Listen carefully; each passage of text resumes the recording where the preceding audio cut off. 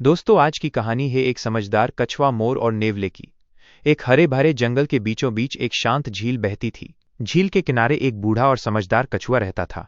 उसकी चाल भले ही धीरे धीरे थी, पर उसके चेहरे पर शांति और बुद्धिमानी झलकती थी। झील के किनारे अक्सर एक खूबसूरत मोर नाचता था। उसके पंख जब सूरज की किरणों में चमकते तो पूरा जंगल मंत्रमुग्ध हो जाता। धीरे धीरे कछुआ और मोर गहरे दोस्त बन गए। दोनों साथ समय बिताते, बातें करते और एक दूसरे की संगत में खुश रहते। लेकिन हर दोस्ती की तरह उनकी दोस्ती की भी परीक्षा आने वाली थी। एक दिन जंगल में एक नेवला का आगमन हुआ। ये नेवला बड़ा चालाक और कपटी था। उसने देखा कि कछुआ और मोर की दोस्ती पूरे जंगल में मिसाल बन चुकी है।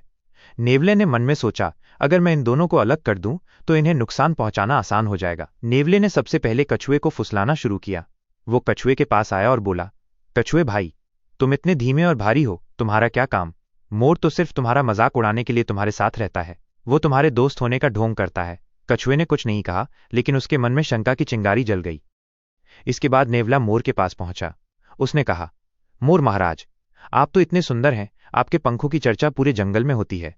लेकिन आपका दोस्त कछुआ, वो तो आपके लिए बोझ है। अगर आप उसके साथ रहेंगे तो कभी जंगल का राजा नहीं बन पाएंगे।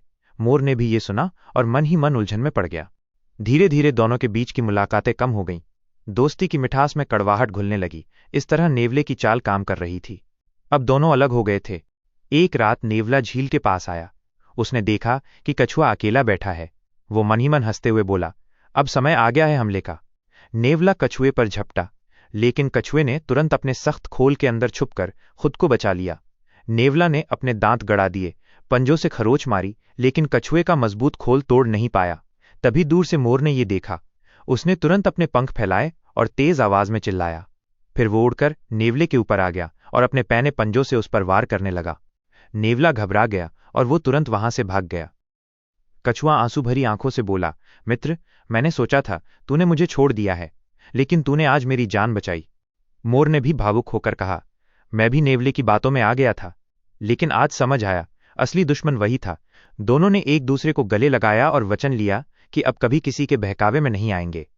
दोस्तों, कहानी अच्छी लगी तो लाइक और सब्सक्राइब करें। मिलते हैं फिर से ऐसी ही एक कहानी लेकर।